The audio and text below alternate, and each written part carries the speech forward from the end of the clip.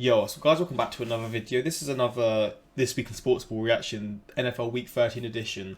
Firstly, I want to apologise for this reaction taking so long. I've been planning on doing this so many different times, and things have just been popping up. And, I mean, through like this sort of time of the year, I've not been very good at being consistent because, again, it's a hectic sort of time. You've got a lot to sort of plan with family.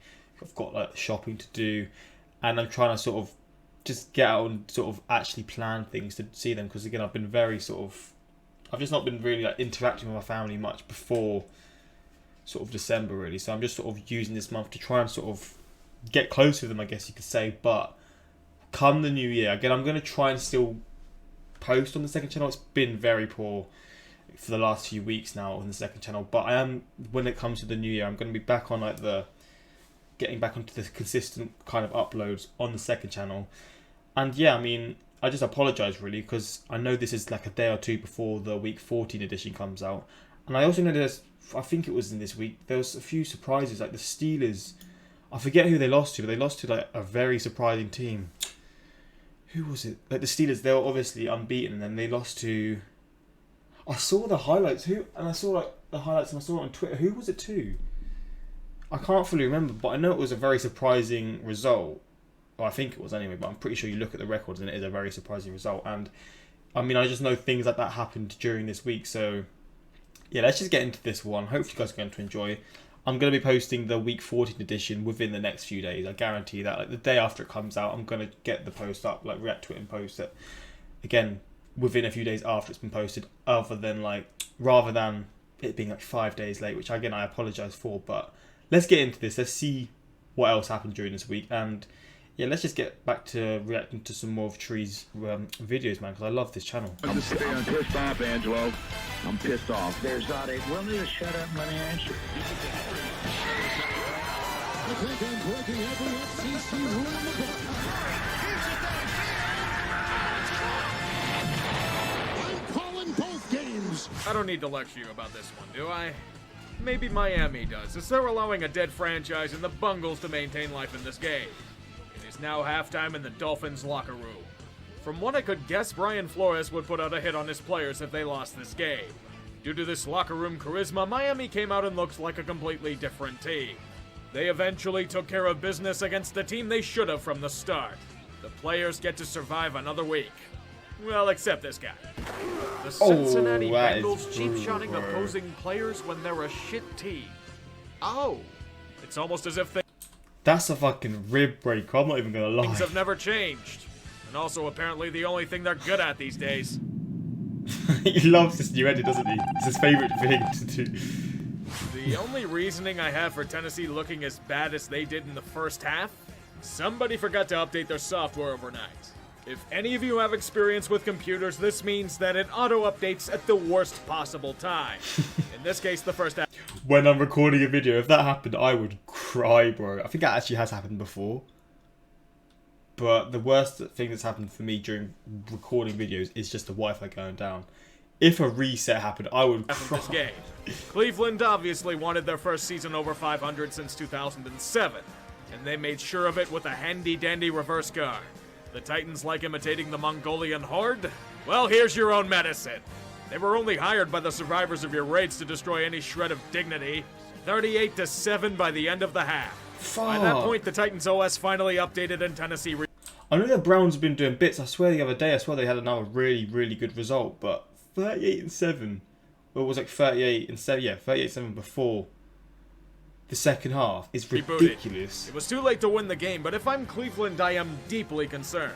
Team defense, particularly the secondary, is a massive issue. Poor. They were burnt toast throughout the second half. The fact that this ended up becoming a game by the end with a 31-point handicap is honestly disturbing. I'd honestly call it praising with faint dams. The Browns are a good team, but will it be enough to win a playoff game? We have witnessed a miracle, ladies and gentlemen.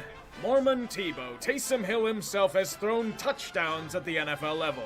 His first passing TD since November 2016. It's against Atlanta, yes, but this is a moment for celebration, not mockery. That part goes to the Saints refusing to finish off their prey when they have the opportunities to.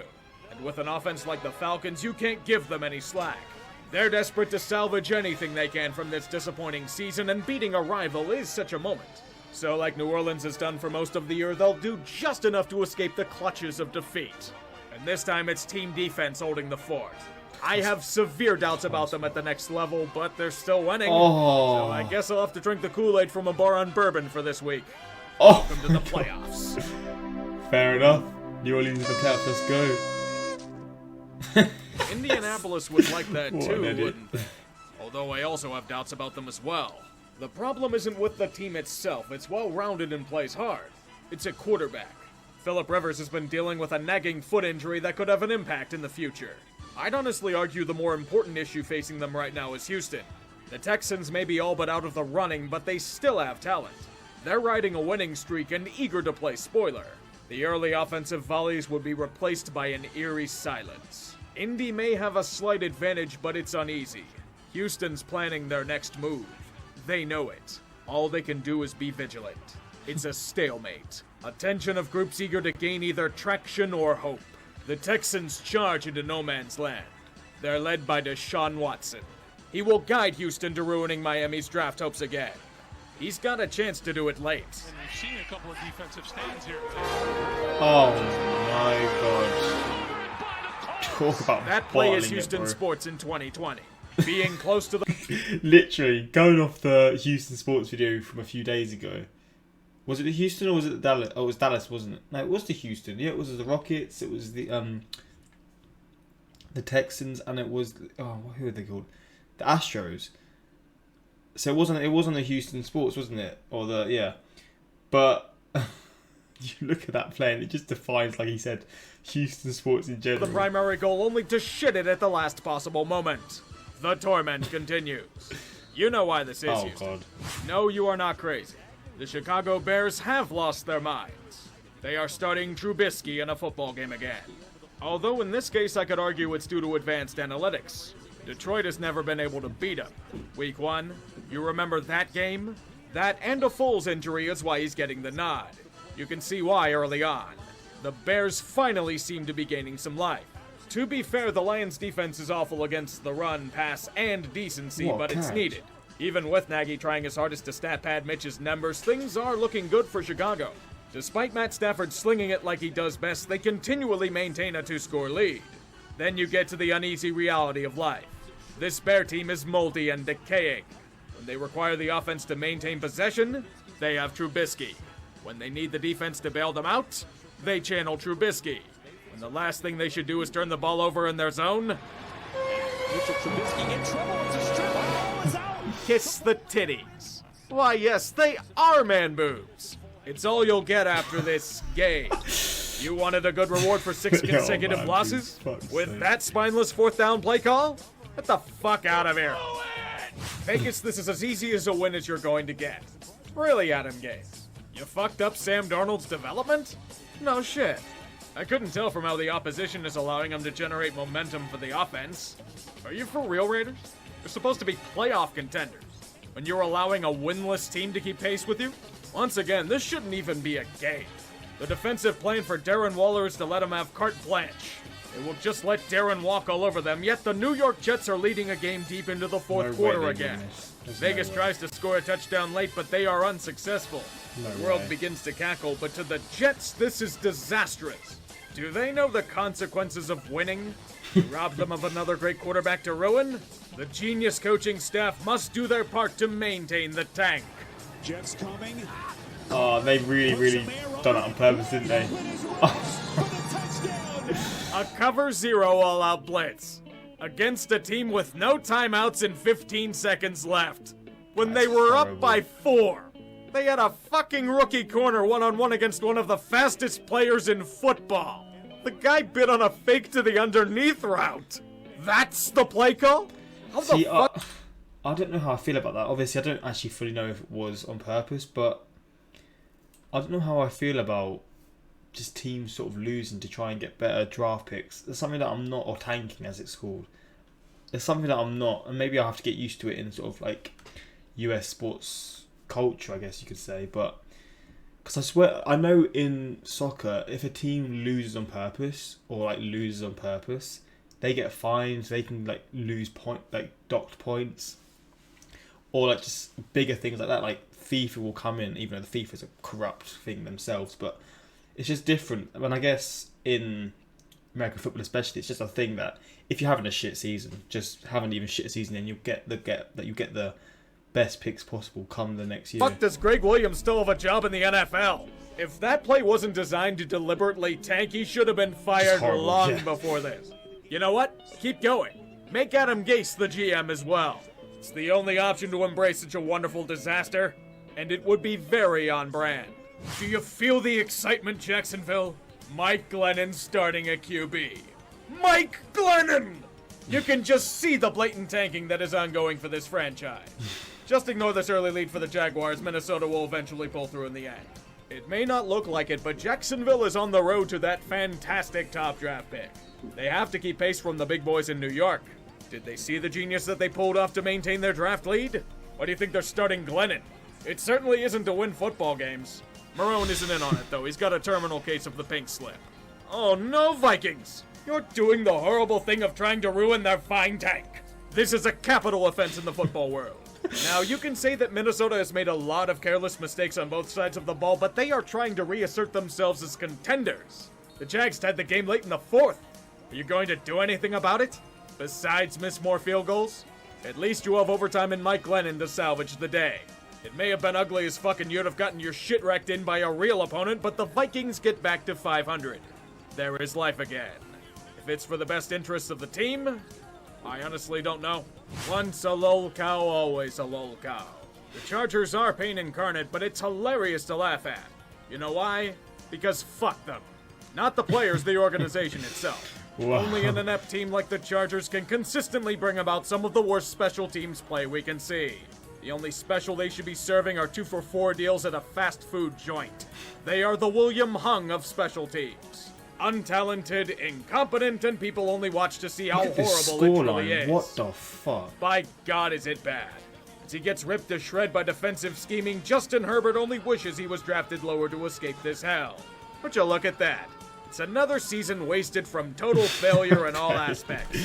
Newsflash, Chargers, LA still isn't going to give a fuck about you. That is ridiculous. They got smacked. Fuck you. It appears we have some controversy on our hands, eh?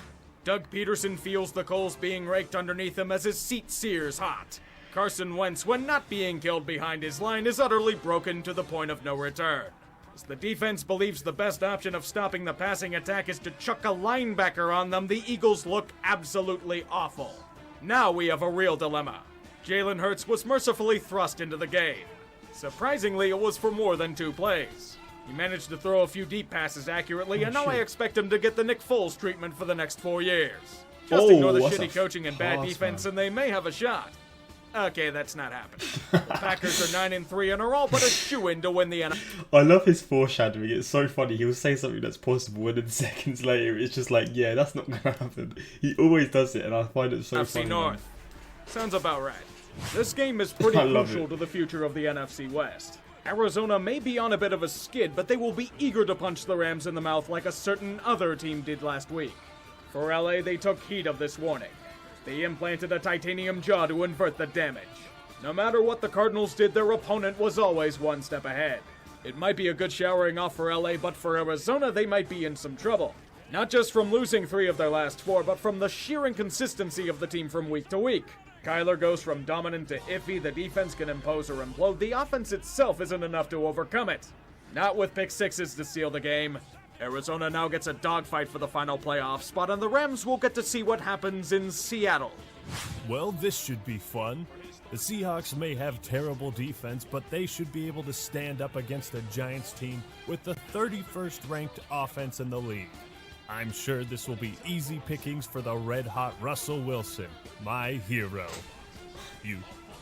You fumbled the snap? Well, in a competitive game against a real team, I'd be worried about these kinds of costly mistakes, but this is the Giants we're talking about. I'm sure it won't be a big deal. It was. Little did I realize the Seahawks offense would produce little more than wet farts, and the defense made the Giants' run game look like they could be a playoff contender. It pains me to say that Russell Wilson looked like an amateur. He made tons of risky throws, took big sacks, and didn't establish much rhythm with the potent weapons on offense. The Giants didn't even have to try to win this game. And for them, I congratulate you on a well-deserved victory. You've earned the prestigious award of the top spot in the NFC East. God damn. Look at it now. It's opening up a little bit. The Giants and Washington are slowly creeping squander away. it. I can't start this segment without giving proper compliments to the Broncos defense. Despite having limitations and dealing with injuries all season, they played a damn good game. Against one of the best offenses in football, Denver did well containing the big plays and limiting them to field goals most of the time. It would be nice if the offense managed to help them out every once in a while. I'm mostly looking at a certain quarterback that returned to play this week. Mercy rules over, Broncos. Your offense was the main reason why victory was avoided. Relax, boys, it's not the plague. You can win more than once every few games.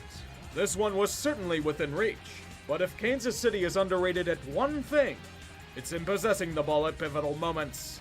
Good luck trying to get time to mount a final assault.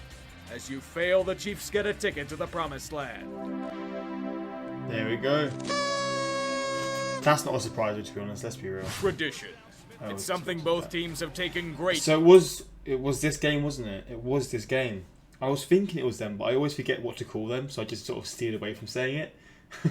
But yeah, I swear this is the game that I was thinking of where the Steelers actually go on to lose, which is crazy. I mean, yeah, you're looking at the record 4-5, and in the thing that you showed us in the NFC East, they were 5-7, so 4-5, 4-7, 4-7 losses. So yeah, they do win, or they do lose this game, the Steelers, don't they? And obviously, with Tree being a Steelers fan, I'm excited to see his thoughts on Friday. this. The name Redacted has been stolen from them. Now they must try and forge a new one. One based on resilience and structure. One that has them somewhat likable due to feel-good stories throughout the lineup. But up against an undefeated team in Pittsburgh, they have their own traditions to uphold. And if you followed this team for a while, you know what it is. Shooting themselves repeatedly to play down to competition. 5 attempts to score from the 1-yard line. All predictably called failures. If this country needs more vaccines, I suggest we take the hands of the receiving corps and blend them. It will be the ultimate cure for COVID. They can't catch anything. Deontay Johnson got the Swedes and Eric Ebron was reinfected with Detroititis. What to do with the Steelers? They're up by 14, keep passing the ball. Who the hell needs a running game? This Washington defense is already tough as nails, so make it easier for them to do their jobs. As Alex Smith is a game manager, he can slowly lull the defense to sleep as he guides them to tying up the game in the fourth quarter. Ooh, this is also without their disgusting, emerging man. running back Antonio Gibson. Pittsburgh may be running on low rest, but these play calls and schemes are baffling. It's 4th and 1. Why the hell are you throwing a deep ball to the 3rd-string running back? Of course Washington is going to capitalize. They're on a modest winning streak. Thus, the inevitable happens. The Steelers maintain the Tomlin tradition. They got punched in the mouth by a team they should have crushed. They are possibly the worst 11-1 team ever. Losing. You're having a hot date with her this week, Mapletron. Oh, come on, stop that shit! I'm leaving that series dead and that's that. Shit's made its course. But I think it's time for a new tradition. The anthem of the football team. Name redacted. Positive outcome. Players. Football field. Washington football team. California is home to some of the most restrictive coronavirus decrees out there. Just to touch on that, that was seen as a surprise, right? I mean, he said it, they should have crushed them, and from my opinion, just looking at the records alone and seeing how they both played this season, it's like a thing that I just thought was just a thing that was going to happen. There was no sort of idea that they would lose a game like that, but to the general sort of opinion, or the general public, or just you guys watching this video, what were your sort of opinions on that? Did you sort of expect the Steelers to lose? Because they were having some sort of close, tight games recently, weren't they? Like games where they won by like sort of a few points, not by like a big sort of margin. So maybe it was coming, but still, I was surprised just to see that when it popped up and I saw the highlights. I was just like, wait, what the hell? Today, for the Niners, they had to scramble for a new home after this latest development. Santa Clara County, in an attempt to make sure no fun was had to protect Grandma, banned all contact sports from being played for the next few weeks. Fortunately, the Niners are allowed to jet to Phoenix to play their home games. Oh, potentially for the remainder of the year. Someone should tell them that they're allowed to try and compete in the NFL still. Or is that more because the Buffalo Bills put on a clinic? How to obliterate the spirits of a franchise wrecked by insurance premiums. 4 touchdowns for Josh Allen as this game isn't anywhere near competitive. It was almost as if they went Super Saiyan on their asses. So not only are the Niners playing Russian roulette with one empty chamber, they now have to do it in the equivalent of a POW camp. The Super Bowl hangover hurt them quite literally. Now there's a hill to climb to salvage the year. The spoiler is that the Bills will kick them down the mountain. Thursday Night Football becomes Tuesday Night Football this week. Can't have a COVID-wrecked team play on no rest now, can we? As Ravens are still testing positive for the virus right before the game. Thank you, NFL, for not giving a fuck about player safety. We all obviously needed to see Baltimore gang up on a group of pretenders. Dallas all but knew the run was coming most of the time. They still couldn't stop it. For roughly the 4th week in a row, the Cowboys got their asses whooped on national television. Seems to be a fetish of theirs, but I won't judge them for it. I will, however, bury them for their careless mistakes and fatal errors throughout the game. Oh, no. As this wasn't even close, the Ravens, by dominating their foes, finally stopped the bleeding. Next week's matchup, though, you better be careful with that one. I have a hunch their opponent wants heads for their trophy room. Gather round, everyone, and witness the low cow of the week. We have 3 nominees this time around, so much. and they are Emmanuel Duron, a high school football player disqualified. Mate, I saw this on obviously John Boy's reaction, and this is one of the dumbest things I've seen. Like, he's going to get in so much trouble. His football career is probably over, and it's just like, why? It's just some people, man, just can't control their anger and just do things that are just so stupid and brain dead. It's obvious. He's obviously going to win it. There's no doubt about this. Right? From a game. With his stealth powers, he bull rushes the field and blindsides an official. For his bravery, he was arrested on assault charges, and his school district withdrew the team from the playoffs. Was it worth it? Greg Williams. For his tank-saving buffoonery disguised as a cover zero all-out blitz with 15 seconds left. Sad part is that he probably wasn't even trying to tank. His play call was just trash. And the Chargers special teams unit. Oh, they're special, all right. Special needs. In all aspects, just outright incompetent against the Patriots. And they've been this way for many years. So in this case, this week's winner is none other than Greg Williams, the fantastical tank commander. Oh, wow. He sacrificed himself to save the Jets' hopes of destroying another prospect. That's a surprise. Well done, soldier. Now never come back to this league again. Blood for the blood god. Here we go. Injuries for the injury god. More COVID. Unit lost. Unit lost. Unit lost.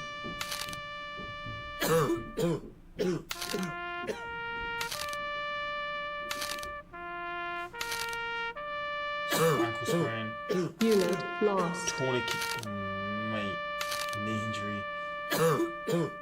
More COVID. Unit lost. Bro, I'm kind of worried that like when it comes to the Super Bowl, to the late stages of the playoffs, so many players are going to be out with COVID or injuries.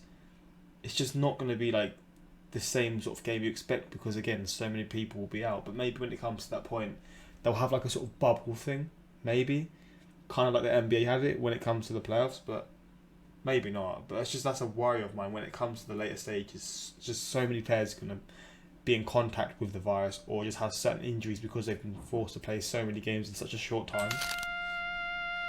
May these offerings appease the gods for another week. Amen. Let's see this clip. Oh, yeah. Big running lane, and Jones takes off into the secondary. God damn. And now sprinting down the sideline. Oh, shuffle, man. Goes past McLeod. Yo! Love that. I love that. That's a play and a half, bro. I love the clips he always shows at the end. They're so fun to see. Oh, that's a special guest. What's his name? The guy who came in. Shout out to him, man. Shout out to him as well. Losing to the Giants is a fate worse than death. Oh, that's the guy, yeah. Shout out to you, man. Plays Days of Our Steelers music. Tree, I'm leaving the series dead. Me, why must you hurt me this way? People have been suggesting this series like crazy. I'm going to get to it. I don't know when because I've got to do so many different reactions at the moment, but I am going to start doing this soon because it's been suggested so much. And with the Steelers, obviously, their record now being really, really positive, I'm interested to see where they came from, because I know they were a meme very recently, in very recent history, like a meme just for how awful they were. But we'll see, man. Houston fumbles in the red zone and loses. You know why this is Houston. Houston, the city that sold its soul. Continuity 100. That series was a good series. I love that. Well, that 2-part series anyway. Why did we lose to the NFC East team, Seahawks and Steelers fans? Laugh my ass of hell to the name redacted. The Act Man on the Sportsball episode, surprising but totally welcome. Yeah, he gets some really crazy features, doesn't he? Really crazy features. I can't be the only person who said this is Act Man. Use this as an I'm excited for football team versus Steelers recap. Where is the days of our Patriots? Please keep Kellogg's. I'm calling both games into the intro forever. I love this series, man. I'm sorry for it taking so long, but we're going to be back with the consistent uploads soon. But yeah, I hope you guys enjoyed this reaction, and until next time, like, subscribe.